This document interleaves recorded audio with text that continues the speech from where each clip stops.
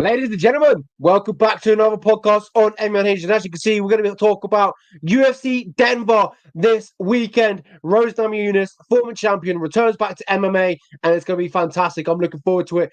Firstly, Oscar, let's go over to you. How are you? I'm very good, man. Had a fun 4th of July, and I still was able to catch that Jorge Masvidal Nate Diaz boxing fight. I really enjoyed that. But now we had a week off from the UFC, and we're back in form. We're not in the Apex. We're in front of a crowd in Denver, Colorado, and I can't wait.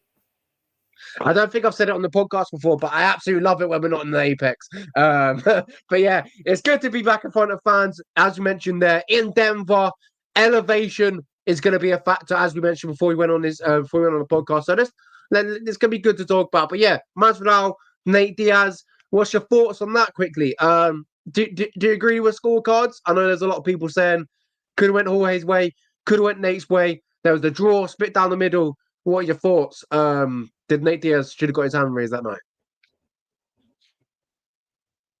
Important thing to note is that the fight took place in Anaheim, California. So the crowd was 100% on Nate Diaz's side. And I feel that may have been what swayed the judges because I really was confident Masvidal had done enough to win because a lot of people just assumed that they saw Diaz throwing all those punches that he was landing them. A lot of them he was missing. So Masvidal actually landed more strikes in the end, and the strikes that he did land were much more powerful. So I scored it for Masvidal. In fact, I gave him 6 rounds to 4. So uh, I feel like Masvidal kind of got robbed there, and I would not mind a third fight. That's how fun this one was. Yeah, it was good to watch. As you mentioned, they've set themselves up for a trilogy, so that's some good stuff there. They'll make another payday out of the rivalry, shall we say? So yeah, good stuff. But yeah, let's talk about what we got this weekend. UFC Denver, as I mentioned before, Rose Namajunas in the main event versus Tracy Cortez. Let's talk about it and let's get straight into the main event. Oscar, let's talk about that. Former champion Rose Namajunas takes on Tracy Cortez. A prospect looking to get her best win to date against a former champion. Talk to me about who you've got in that one, and we'll try and get the right screen. So, Oscar, who have you got in that one? Former champion Rose Namajunas or Tracy Cortez, who's looking to get her biggest, a biggest win to date in a tough ask against Rose Namajunas. Who have you got? A running thread throughout this episode will be a discussion about the location of this card. It's going to be in Colorado, and Colorado has a very high elevation, and that causes a lot of people to experience a bit of an adjustment period, and it results in them gassing out later in fights. If you guys remember when the UFC was in Salt Lake City, we saw a lot of guys be a little low in the gas tank department as the fight went on. And the fact that Tracy Cortez is taking this on short notice is worrisome to me because Rose Namajunas lives and trains in Colorado. Tracy Cortez, she lives in Phoenix, Arizona, which does not have the elevation of Denver, Colorado. So I believe that the later this fight goes, it's going to be better and better for Rose Namajunas. She's going to look a lot more impressive as it goes on. And Tracy Cortez will be fading. And Cortez is a really good wrestler, but she's not exactly a Habib out there. She's not taking everybody down. She's not incredibly strong. She can score takedowns here and there. And the striking is developing. It looked improved when she fought Jasmine Jasdavicius this past September, but it's not on the rose of a Rose Namajunas. It's not on the level of a Rose Namajunas. Rose Namajunas, we've seen her at her best, which there's no guarantee she's going to be at her best here, especially when she's not fighting at the correct weight class, in my opinion. She was the strawweight champion. Now she's fighting up at flyweight. I don't think this is the right weight class for her, but she does have something to her advantage here. She can use the speed, being a bit of a smaller fighter. So I believe she's going to beat Tracy Cortez to the punch more often than not. And if she does get taken down, I don't expect her to just get stuck on her back. That's not the Rose Namajunas we know. She got taken down multiple times by Carla Esparza, by Amanda Ribas, and she didn't get held down. So I expect Tracy Cortez to get takedowns in this fight, sure, but Will she be doing a lot of damage? I don't think so. And I think on the feet, Rose Namajunas has got the speed advantage, and she's got technical boxing.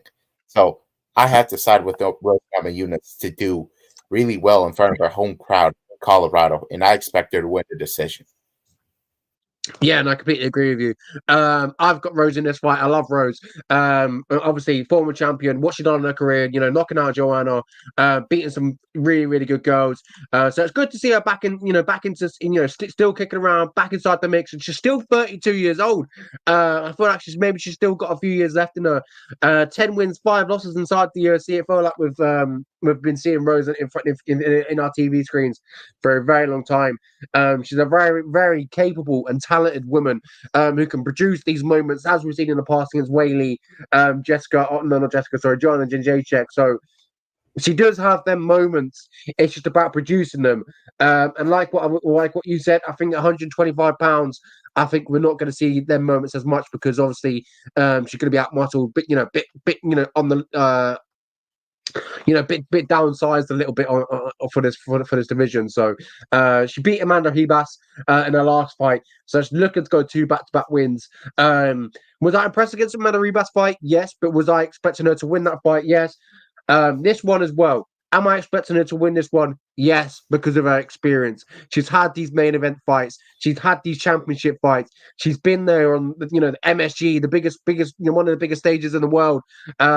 So I think Rose Namajunas will be able to handle the moment better than Tracy Cortez. And I think that's what's going to be difference factor. I think she's going to cruise, not cruise, but yeah, I think she cruises to a victory. Actually, I take that back. I feel like if we're on the ground, I think Rose Namajunas is also slick. I feel like if we're on the feet as well, I think Rose Namajunas can also pick her apart.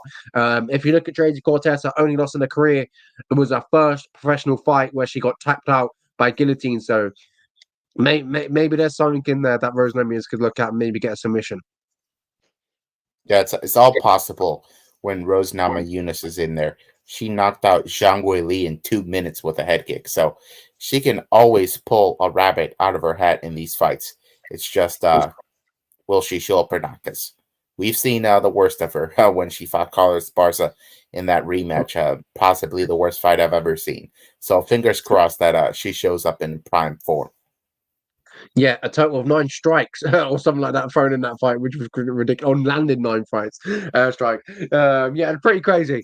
The co-main event of the evening is Santiago Ponzinibbio versus Muslim Salikov. Now, I look at this co-main event and I think if this was 2-3 years ago, I'd be so excited for this fight. I feel like yes, we're getting the best out of these 2 fighters, but one's 37 years old, one's 40 years old. They're both from not really a good run. I probably have no confidence in any of these guys to pick.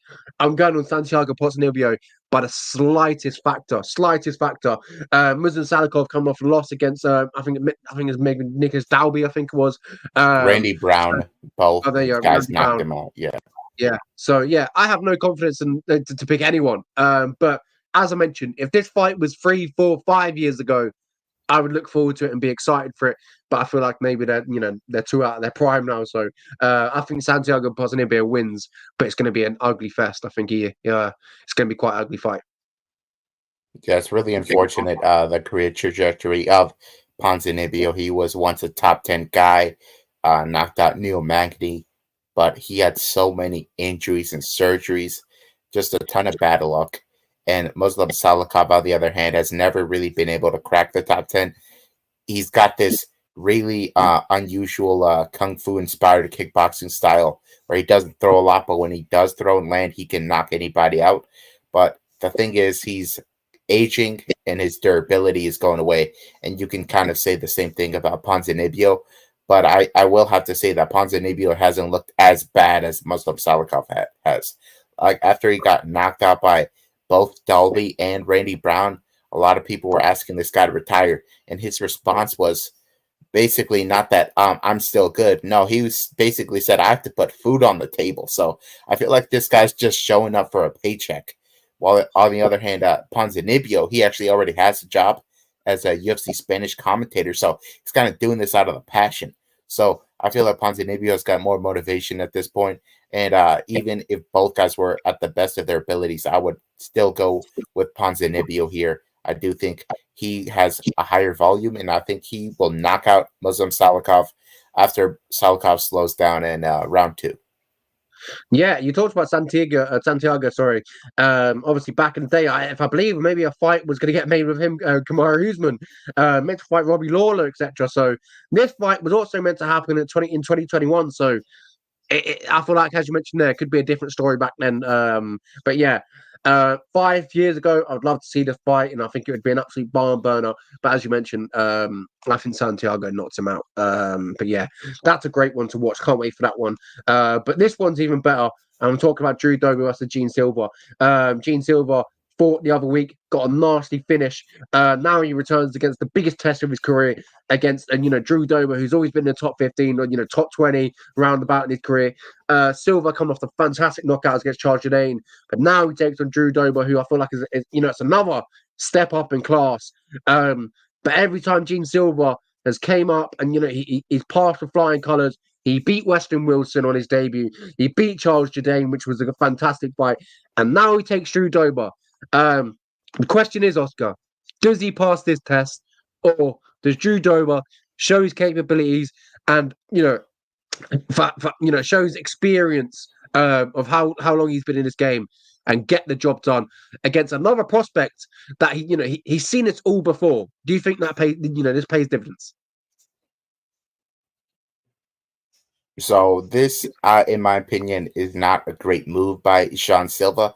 I know he struggled to make featherweight, but you're fighting Drew Dober, who's one of the hardest hitters that we've ever seen at lightweight. He has the record for knockouts. He has the one-punch knockout power, and that's very troublesome for Sean Silva, who, sure, he can knock out Charles Jourdain at featherweight, but will the power be the same at lightweight?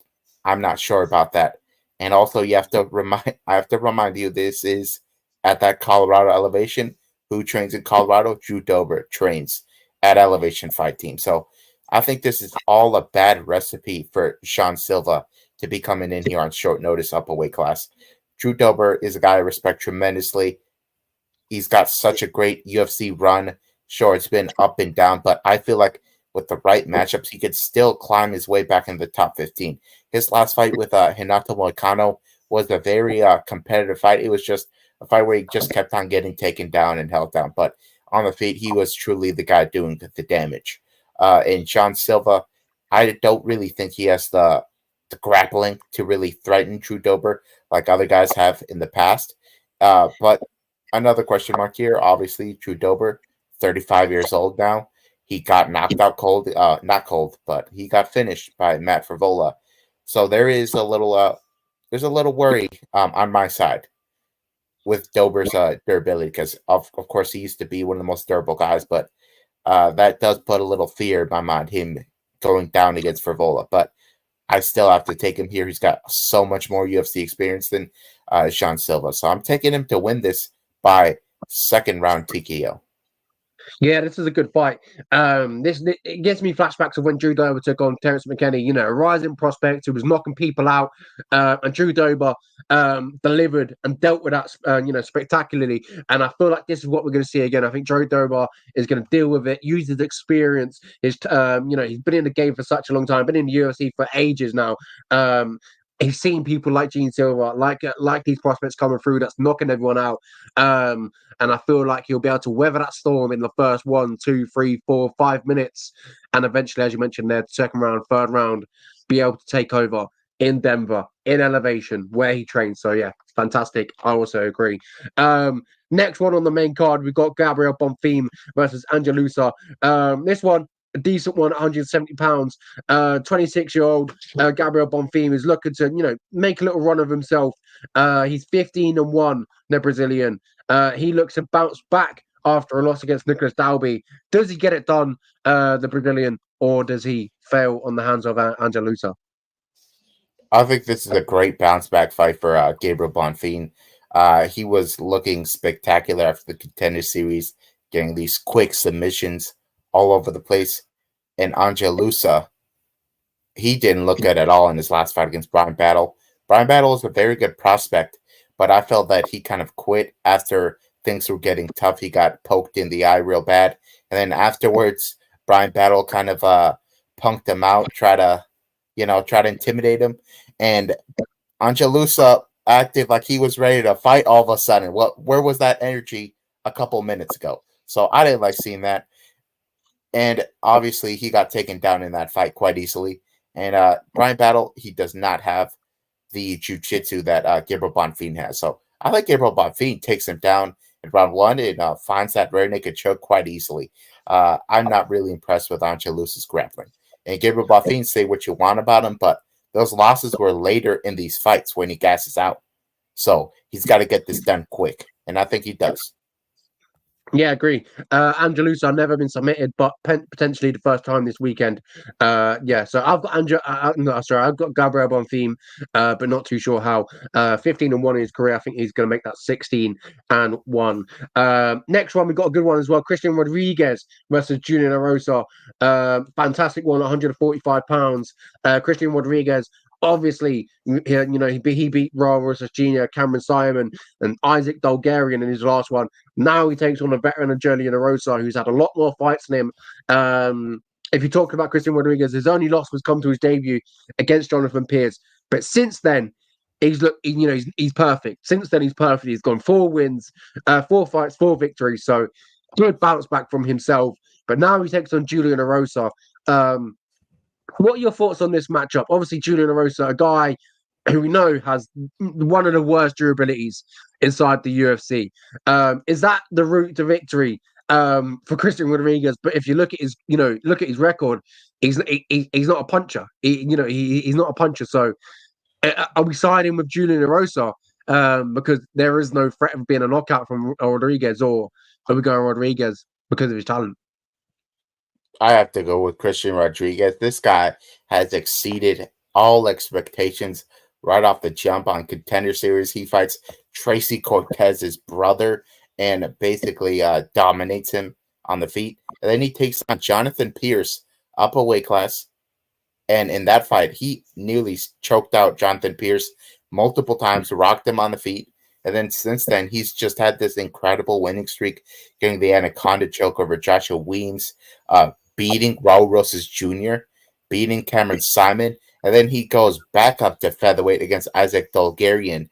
And in that fight, Dolgarian was this big favorite. Everybody was talking about how good of a wrestler he was, but unfortunately, he did not do much damage when it was on the ground. So Christian Rodriguez was the guy doing the damage on the feet. So he won that fight barely. And now he's fighting Julian Erosa. Julian Erosa, his durability cannot be trusted. In his last fight, he was fighting Ramos. And in that fight, Ramos is like a really good grappler. And his only knockouts have been from spinning back elbows. He's not a puncher. And he knocks down Julian Erosa. Erosa is in real trouble. And then he goes in for a takedown and gets caught in the guillotine. I don't think Rodriguez would get caught in that guillotine. So I expect Rodriguez to just swing for the fences in this fight because he knows that Erosa will go down if he touches him. And I believe he will finish him in round 3 of this fight. I think he's going to pour it on. And Erosa usually enjoys this cardio advantage. He usually enjoys a little bit of a grappling advantage. Rodriguez is such a good scrambler. He's not going to let Erosa bully him at all. And I expect the durability to fail once again for Erosa. Yeah, as I mentioned, Julian Erosa doesn't have the best durability. Been knocked out multiple times in his career, especially inside the UFC. 7-7 inside the UFC. Been knocked out by Fernando Padilla, Alex Caceres, Song Woo Choi, Julian Arce. So yeah, he's been knocked out a lot of times inside the UFC. You know, his durability isn't one of his best traits, to say the least. But yeah, this one is a good one, and I'm also agreeing on the side of Christian Rodriguez. I think that's going to be a good one to watch. Next one, and the last one on the main card: Cody Brundage versus Abdul Razak Al Hassan. You know what you're getting from Abdul. He's got heavy hands, and as of late, he's been a little bit more, patient. He did lose against Joe Piper. obviously in his last one. But now he takes on Cody Brundage, who I believe is more of a wrestler, looking to take him down and looking to get the submission victory, which we've seen him do that against Jacob Malkoon. He didn't quit, but sort of got in the elbow and back of the head, and then sort of said he didn't want enough. Beat Zach Reese, but lost against Bo Nickel in his last fight. Now he takes on Abdul Razak Al Hassan. This one, I'm not too sure where it's going to go. Does Cody Brundage take him down and get the submission victory against Abdul? What are your thoughts on this one? Voice is going. Yeah, so Abdul Razak Al Hassan is notoriously round one or nothing. That's been his whole career, except for his fight against Claudio Ribeiro, in which he got a knockout in early round 2.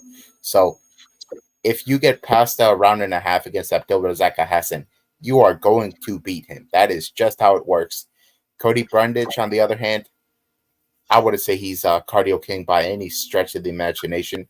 And I kind of feel it's been luck that has allowed him to stay in the UFC this long, because he's had some abysmal performances in the octagon. I think he would tell you that himself.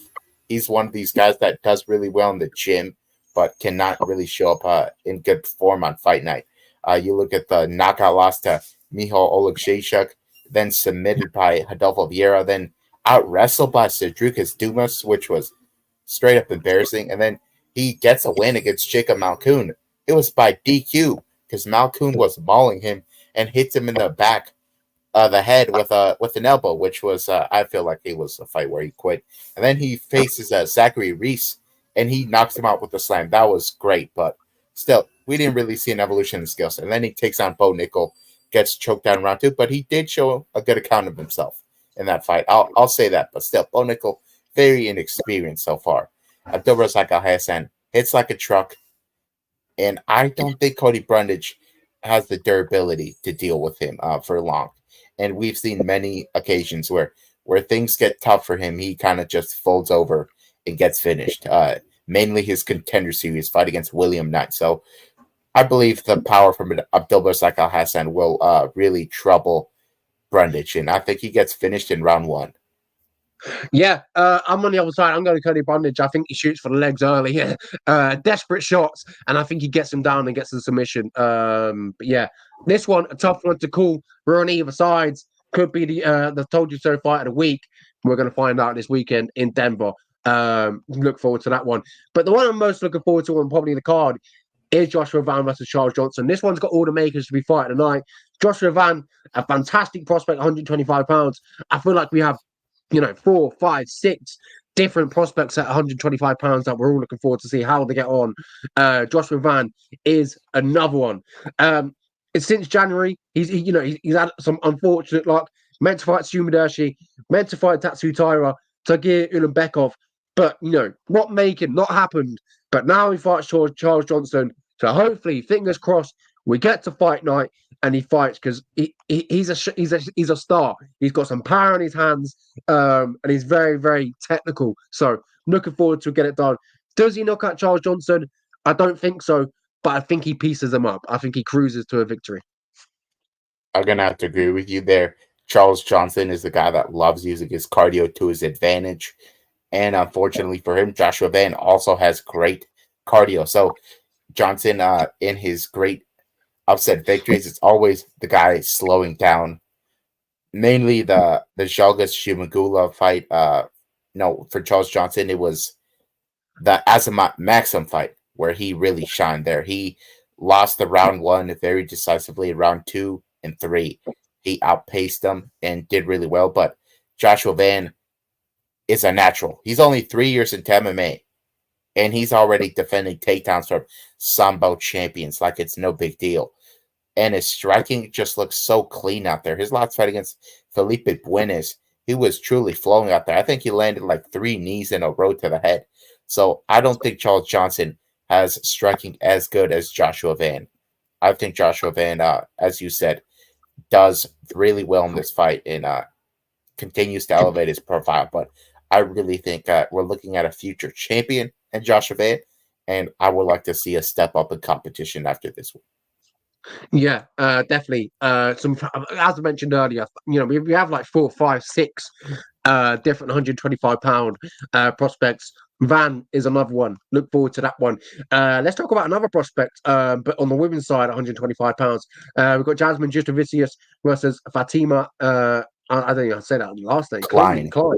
Klein. Yeah. So Fatima Klein. Jasmine, obviously, been inside the UFC for not I wouldn't say a while, but a few fights now. 4-2 inside the UFC. Coming off a win against Priscilla Cachoeira. Fatima Klein. I believe it's her debut inside the UFC, so she makes her look to make an impression on her UFC debut. She fought at CFFC and Invicta a few times as well, so looking forward to see her debut. But I'm going to go with Jasmine. Primarily, she's experienced inside the UFC. She's beat some really good women. Miranda Maverick, she beat Priscilla, and she beat Kay Hansen in her UFC debut. She only lost to Natalia Silva and Tracy Cortez. I think the Canadian gets it done, and not and beats the prospect, and takes the undefeated streak. This one is very tough to pick because Fatima Klein has a very good reputation coming out of the regional MMA circuit. A lot of people heard that she was going to be the Contender Series, and they were very excited. I saw a lot more excitement than your usual Contender Series fight announcement. So that speaks to how highly people think of her.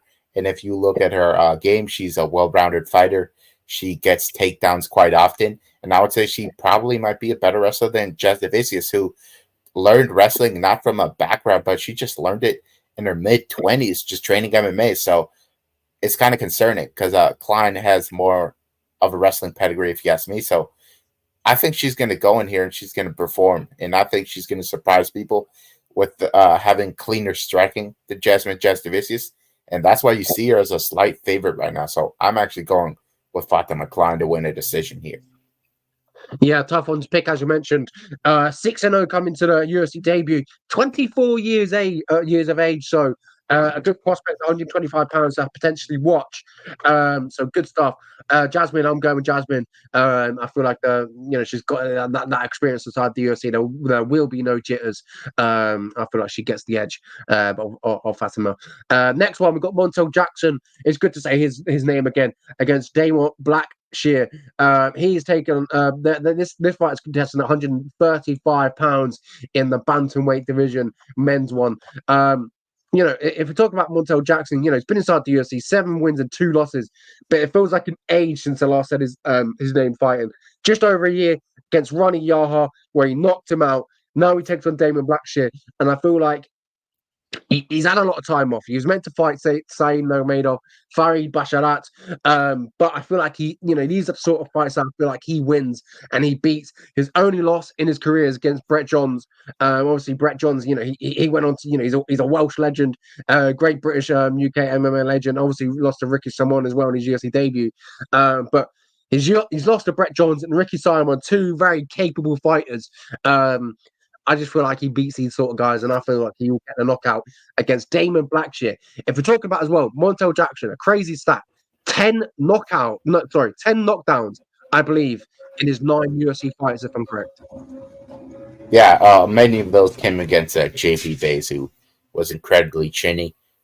He's very dangerous. I heard word is that he's got the best grip strength in the UFC. In the PI, they test their grip strength. Apparently, he has the highest one, which is why these guys get his back and they cannot choke him out because he just grabs their hands and pries them away. So he's very dangerous. He also has these huge hands and this huge reach. He's got so many advantages at bantamweight that I believe will carry him to a higher spot in this division. Damon Blackshear, he does have a style that tends to beat Montel Jackson, a wrestling heavy style.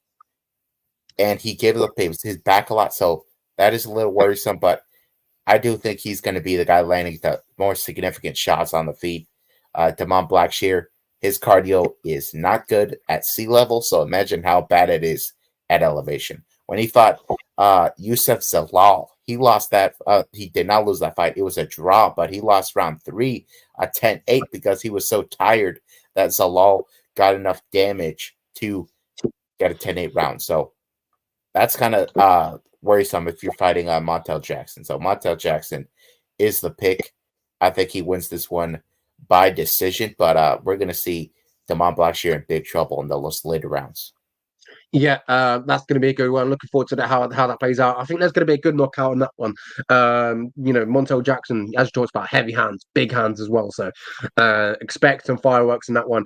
Next one, 125 pounds in the women's flyweight division. We've got Luana Santos versus Maria Agapova. Agapova obviously came into the UFC, had a little bit of hype again, after the loss against Tracy Cortez, went back to Invicta, made a UFC debut against Hannah Cyphers. There was a lot of hype against her, but that got shut down immediately by 3-4 Shana Dobson. Then she came back, beat Sabina Mazo, lost to Moros, then lost to Gillian Robertson. Now she takes on Luana Santos. And I'm not too sure. I don't have too much confidence in Agapova, and I have a lot of confidence in Luana Santos.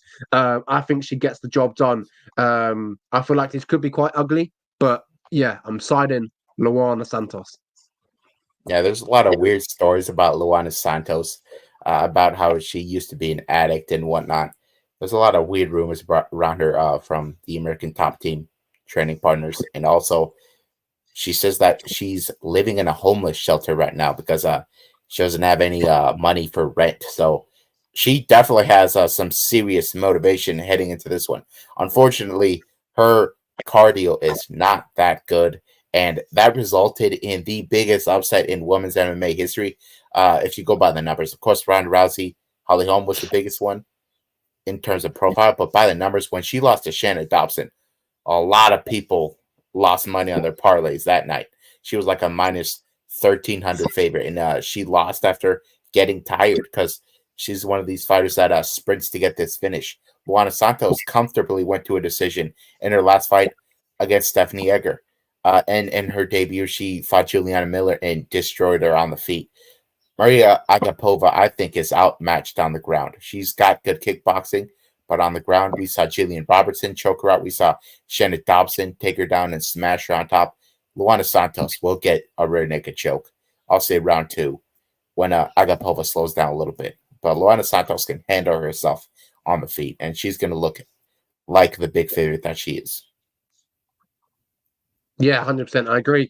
Looking forward to that one. Luana Santos, potentially to get the job done. Next one, 185 pounds. Josh Freund against Andre Petrowski. Andre Petrowski's been inside the UFC now since obviously appearing on top. Now he makes look his 8th appearance inside the UFC. He's coming off 2 back-to-back losses against Michelle Pereira and Jake Malkoon. So this is a fight that he needs to win. Before that, he was beating Gerald Mershaw, William Turman, and Nick Maximov. He's a very capable guy when it comes to wrestling and submissions. He's not capable with his cardio. That is the problem here. And we are in Denver after all, at least, don't we, Oscar? Yeah, that is for sure a worry for me. Josh Friend, I wouldn't say he has this killer skill set in any area. He's one of these well-rounded guys. He can box guys, he can submit guys, but I don't think he really has the threat that I would like to see when you're fighting Petrowski. Petrowski will take guys down, and he wants to submit them right away. He doesn't really have this great ground and pound game, but that submission game is definitely there. But for Friend, we've seen him we see him get tapped out by a guillotine against Trayshawn Gore. We saw him fight Anthony Floppy Hernandez back in 2022. And to his credit, he did go the distance in that fight. But this is a tricky one because I want to pick Josh Friend, but I feel like we could see Andre Petrowski just kind of dominate him on the ground and survive his way to a decision. So I think I'll take Petrowski to win this one by decision. But it's going to get real sweaty if you're betting on Petrowski. Yeah, defo. Look forward to that one. That one's going to be a good one for as long as it lasts. The first fight of the evening, we've got Evan Alder versus Darius Flowers. 170 pounds. Evan Alder 8-2 in his career. Flowers 12-7. Evan Elder is looking to make it 2 back-to-back wins after a win against Gennaro Valdez. He's lost against twice inside the UFC, against Preston Parsons in his UFC debut and Nassim Nanmikov, where he got the doctor to stop the fight. Now he takes on Darius Flowers, as I mentioned, a bit more experienced than his adversary, but he's lost against Jake Matthews and Michael Johnson. Talk to me about this one. Who do you expect to get it done? We're talking about Darius Flowers or Evan Elder. Yeah, so Darius Flowers has had a really strange UFC run on Contender Series. He beats this Georgian prospect by slamming him down, but what we didn't know was that the guy broke his own arm trying to set up a triangle, so it kind of looked like he caused it. He did not. And then he goes into the main roster of the UFC, and he really struggles. He fights Jake Matthews, and in that fight, he fakes I believe it was a nut shot. He faked it, like it was clear on the replay. He did not get kicked down there. The crowd was booing him the whole time, and eventually just tires out and gives up a rear naked choke. And then he takes on Michael Johnson. He's the favorite against Michael Johnson. Everybody thinks Michael Johnson is a little older. He's going to get knocked out. That was not the case. Michael Johnson took him down so easily, which we never see Michael Johnson just out wrestle a guy like that. That's what he did to Darius Flowers. Make Darius Flowers look kind of amateurish. And so we know his ground game isn't that good. How's his boxing? Well, he's 1-10 as a boxer. I wish I was making that up. 1-10 as a boxer.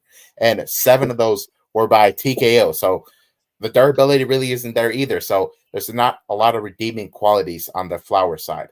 And Evan Elder, he's taking this on short notice, which is a little worrisome for me. But at least Darius Flowers, he's fighting up at 170. So Elder hits really hard. He trains at Kill Clip. I think he's going to knock this guy out in round 1. I think he knows he has to finish this early because of potential cardio issues at elevation. So I think he's going to knock him out pretty early. As I pointed out, Flowers his striking is not that high level. Elder's really impressed me when he fought Gennaro Valdez. He landed over 100 significant strikes. He even fought Preston Parsons on short notice, and in that fight, against Preston Parsons, he hurt him on the feet a lot. So these guys are actually usually lightweights, but they put this together on short notice. And I think Elder is going to look incredible out there. I think he's due for a nice showcase. Yeah, definitely agree. Looking forward to this one, see how it all plays out. First fight of the evening, I've also got Evan Elder. But yeah, decent fight night. I'm looking forward to see some fights again. I missed having some UFC on the weekend.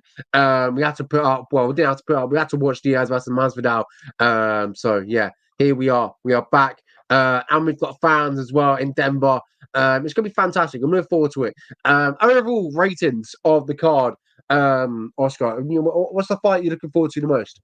Yeah, I think we should start doing a weekly rating out of 10 for the quality of the card, just how we think it is on paper. And for this card, I'll give it a solid. I'll give it a solid 6.5. I don't want to give it the full 7. But if you look at what they've given us for some of these fight nights, where every single card you got a guy like with 1 or 2 fights in the UFC, we barely know the guys. On this card, there's a lot of people that have really extensive histories in the UFC. So I like the card that they put together. A lot of people that train in Colorado. So we expect the crowd to get behind those people. So I really like this card on paper. I'm excited for it. Hopefully Rose Namajunas shows up in really good shape and performs. And yeah, I'm very excited about it. But you said what fight I'm looking forward to the most? It is Drew Dober versus John Silva, because I'm a big Dober fan, and I'm excited to see how high John Silva can climb in the UFC after that impressive knockout just 2 weeks ago. Yeah, I completely agree. Looking forward to that one. The one I'm looking forward to is obviously, as I mentioned earlier, Joshua Van versus Charles Johnson, 125 pounds. That's going to be a good one. I love the flyweights, always entertaining, always in some great scraps. So good stuff. Looking forward to that one. Obviously, Rose Namajunas as well in the main event. Looking forward to it. But yeah, I would have went for a 6. As you mentioned there, a lot of notable names, some good prospects. Former champ, obviously Tracy Cortez on there as well. Santiago Ponzinibbio, Muslim Salikov. Yeah, 6 out of 10. again. A decent card, but not the best card that we had. But as you mentioned there, the UFC have created some ridiculous cards over the past week. So we've got to have these kind of weeks every now and then. Just like next week as well, we've got Amanda Lemos versus Verna Jadoroba. These weeks just happened inside the UFC. But after that, we've got UFC 304, so it does not matter. So. Yeah, no, 304 really is what we're looking forward to. That Jandy Roba and the opponent is a Lemos. That fight is going to be. It's going to end in a finish. I really think it will. A lot of people are dismissing it, but I think it's going to be a finish because it's a classic striker versus grappler fight. So make sure to join us next week and let you guys know how exciting that card could be, because we're really good at dealing with the crap that the UFC throws at us. We'll deal with anything. I think we did a preview show for Aspen Ladd versus who was it when she Norma Dumont. That's like the worst card maybe ever on paper. So we'll preview anything, guys, but we'll be positive about it, unlike some people out there. So make sure to enjoy the fights this weekend in Denver, Colorado. Yeah, absolutely. Enjoy the fights, enjoy the fans, enjoy the crowd. I think the atmosphere is going to be special this weekend. It's always good to have UFC in the crowd. I feel weird saying this because 3 years ago, we had fans, we had crowds every week. So, but yeah, that's ultimately what we want as fans. We want crowds every week and having these shows there. But it's good to have fans in the arena. It's going to be good. It's good. I'm looking forward to see how it all plays out. Some really good fights. So yeah, enjoy the fights and make sure you catch us next weekend. As Oscar mentioned, Amanda Lemos versus Verna Jadoroba.